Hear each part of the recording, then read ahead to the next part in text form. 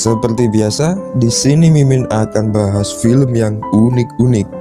Di sini Mimin akan bahas film biografi seorang ilmuwan. Ilmuwan ini sangat berpengaruh terhadap perkembangan dunia.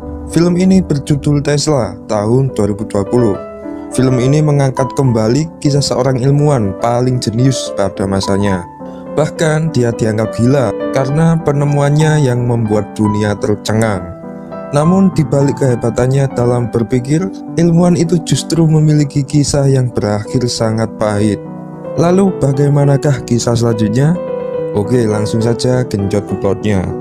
Film dibuka dengan seorang perempuan muda, ia bernama Anne. Saat itu Anne sedang menceritakan kisah teman hebatnya, yaitu Tesla. Anne menceritakan kisah sebenarnya tentang Nikola Tesla yang sangat berbalik dengan kisah sejarah Tesla versi sekarang. Nikola Tesla lahir 10 Juli tahun 1856 di sebuah desa di Semlijan, Kerajaan Austria yang sekarang menjadi Kroasia. Ayah Tesla adalah seorang pendeta, sedangkan ibunya adalah ibu rumah tangga yang punya bakat membuat alat-alat rumah tangga dan mekanik. Tesla mengaku kemampuannya berpikir menurun dari ibunya. Ayah Tesla sebenarnya ingin Tesla menjadi tentara, tetapi Tesla tidak tertarik pada kedua profesi itu. Tesla mulai tertarik dengan listrik ketika sekolah, saat profesornya mempertunjukkan penggunaan listrik. Ketika berumur 25 tahun, Tesla pindah ke Budapest, Hungaria untuk bekerja di perusahaan telegraf. Di sana ia bekerja bersama rekannya yang bernama Szigety. Sekitar setahun kemudian Tesla pindah ke Prancis dan bekerja di anak perusahaannya Thomas Alva Edison. Sebelumnya, Edison dianggap sebagai investor paling penting sepanjang sejarah Amerika. Selain bola lampu, Edison juga punya usaha kelistrikan yang cukup besar. Pencapaian luar biasa Edison di bidang teknologi bergema sampai ke penjuru Eropa. Tesla yang saat itu masih muda juga kagum dengan pencapaian Edison. Di anak perusahaannya Edison, Tesla mendapat pekerjaan untuk mendesain dan memperbaiki kinerja alat-alat listrik. Kinerja Tesla yang bagus membuat Tesla direkomended untuk bekerja langsung dengan Edison. Pada Juni 1884, Tesla pun merantau ke Amerika. Dia bekerja langsung dengan Edison atas recommended bos Tesla waktu di Perancis.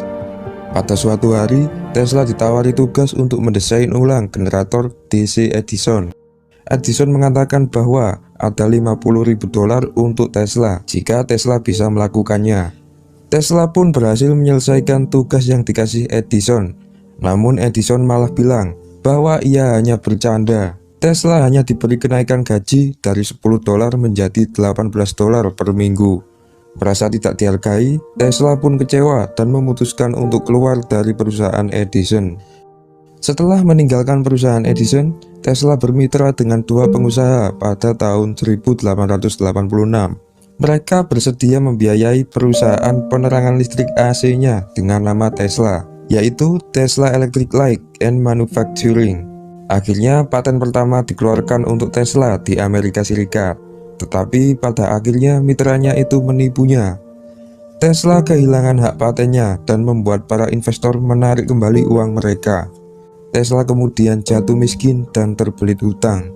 Tesla terpaksa menjadi kuli dengan bayaran $2 per hari. Untungnya Tesla dikenalkan oleh mandornya kepada Alfred Brown.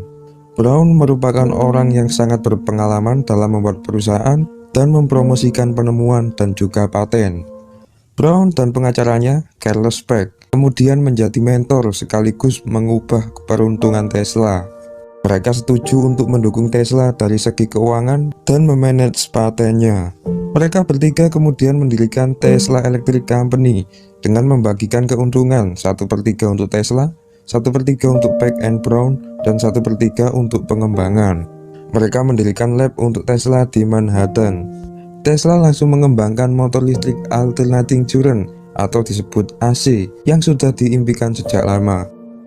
Akhir tahun 1887, Peck dan Brown menyadari bahwa Tesla telah menemukan motor AC yang luar biasa dan mendorong Tesla untuk segera mematenkannya.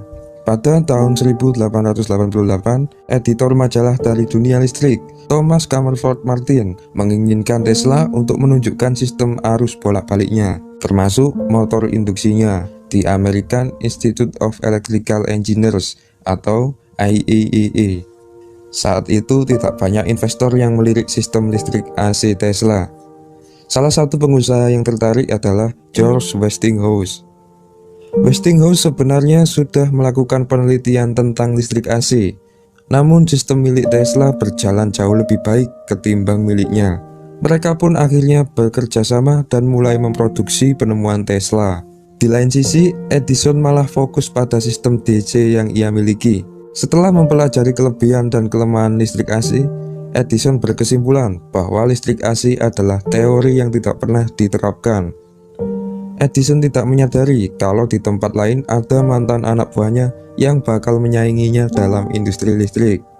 Sejak itulah industri listrik terbagi menjadi dua kubu, yaitu listrik DC yang menghasilkan arus listrik searah, kemudian listrik AC yang menghasilkan arus listrik bolak-balik. Masing-masing kubu memiliki wakil perusahaan besar. Di kubu DC ada Edison Electric Light Company dengan CEO-nya yaitu Thomas Alva Edison sendiri. Sedangkan di kubu AC ada Westinghouse Electric Company dengan CEO-nya yaitu Westinghouse yang memakai paten dan bantuan Tesla. Kedua kubu dan perusahaan tersebut bersaing secara bisnis, debat publik, dan propaganda untuk menunjukkan bahwa sistemnya lebih baik.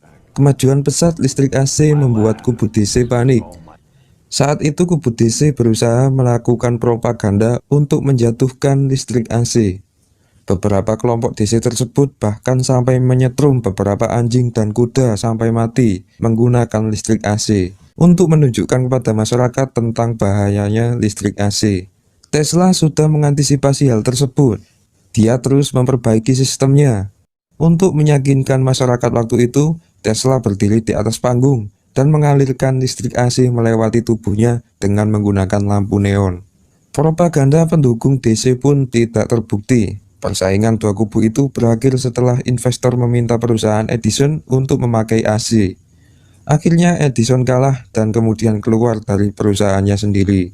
Edison pun akhirnya mengakui bahwa dia salah dalam memperkirakan potensi listrik AC. Edison sempat memberi tawaran dana untuk Tesla, namun Tesla menolaknya. Tesla kemudian mempunyai teman baru yang bernama Anne. Anne merupakan anak terakhir dari J.P. Morgan, seorang bankir elit kaya raya. Anne ingin mengetahui Tesla lebih dalam, karena Tesla adalah orang yang sangat luar biasa menurutnya. Setelah peristiwa itu, Westinghouse memenangkan lelang proyek pembangkit listrik yang memanfaatkan air terjun Niagara. Westinghouse dan Tesla membangun pembangkit listrik besar bertenaga air pertama di dunia. Saat itu belum ada teknologi yang sanggup memanfaatkan energi yang sangat besar seperti itu.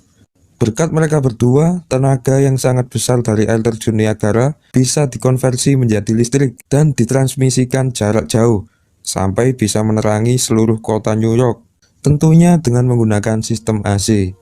Teknologi PLTA ini menjadi pionir dan diterapkan di berbagai wilayah di Amerika bahkan dunia. Berkat keberhasilannya memanfaatkan tenaga yang sangat besar dari air terjun Niagara, reputasi Tesla langsung naik.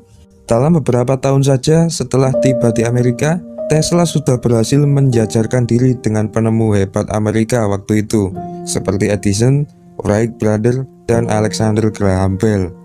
Setelah sistem listrik AC Tesla berkembang, dia mendapatkan uang banyak dari paten-paten miliknya. Istimewanya, Tesla tidak menyimpan atau menggunakan uangnya untuk foya-foya, tapi dia gunakan untuk melakukan eksperimen lanjutan dan membuat alat-alat yang baru. Pada suatu kesempatan di labnya, Tesla mampu bekerja sampai 84 jam tanpa tidur ataupun istirahat.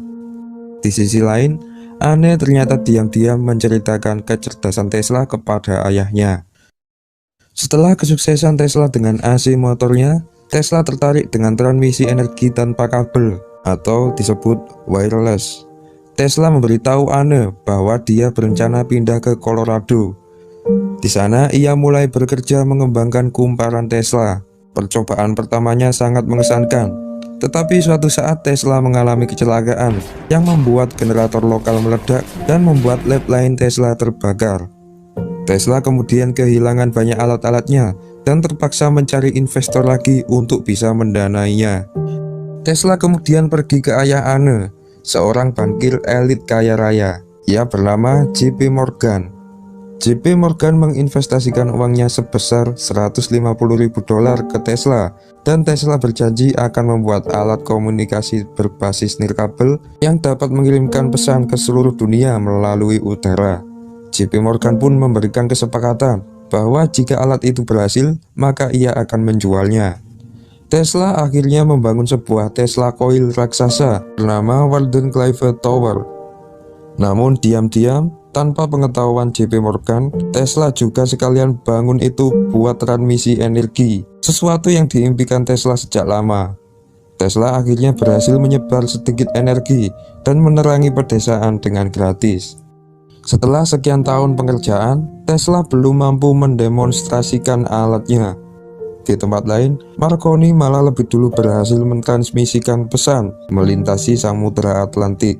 Anne langsung mengingatkan Tesla bahwa perbuatannya ini dapat membahayakan para investor. Kemudian Tesla menjawab bahwa sebenarnya tujuan Tesla menciptakan alat ini adalah untuk memberikan kemudahan kepada masyarakat yang kurang mampu. Tesla ingin menyalurkan energi ke seluruh dunia dan dapat dinikmati dengan biaya murah, bahkan gratis. Mengetahui itu, JP Morgan akhirnya tidak bersedia memberikan uangnya lagi ke Tesla. Tesla terus mencari investor baru, namun sepertinya tidak ada yang tertarik. Tesla sampai harus menjual aset pribadinya dan hutang ke bank. Tesla masih terus berupaya mewujudkan mimpinya, menyalurkan energi ke seluruh dunia. Sayangnya, Tesla belum mampu mengetes apakah rencananya tersebut bisa terwujud. Tesla akhirnya benar-benar kehabisan uang dan harus menutup proyeknya ini. Kegagalan proyek ini membuat Tesla sangat terpukul. Umur paten Tesla yang cuma 17 tahun membuat dia kehilangan pemasukan dan kesulitan keuangan. Tesla menghabiskan masa tuanya dengan menginap di penginapan murah, sembari setiap harinya memberi makan merpati. Semakin tua, Tesla semakin dilupakan. Dia pun meninggal dalam keadaan miskin dan seorang diri di penginapannya. Tesla kemudian tutup usia di usia 87 tahun. Konsep proyek nirkabel Tesla itu kemudian dikembangkan oleh ilmuwan lain, dan terciptalah sinyal radio. Konsep Tesla itu berkembang menjadi sinyal HP, internet, wifi, dan sejenisnya. Andaikan proyek Tesla bisa terwujud saat itu, maka kita tidak perlu membayar mahal kuota, wifi, pulsa, dan sejenisnya. Film ini menceritakan tentang kebenaran sejarah tentang Nikola Tesla. Kalau saya lihat, ending dari kisah Tesla di film ini sangat berbanding terbalik dengan sejarah yang ada di Wikipedia. Di Wikipedia, Tesla hidup kaya raya dan menghabiskan waktunya dengan kemewahan. Tetapi di film ini malah sebaliknya. Oke, ini adalah spoiler. Jadi jika kalian memiliki pendapat tentang sejarah Tesla, silahkan komentar di bawah. Oke, assalamualaikum.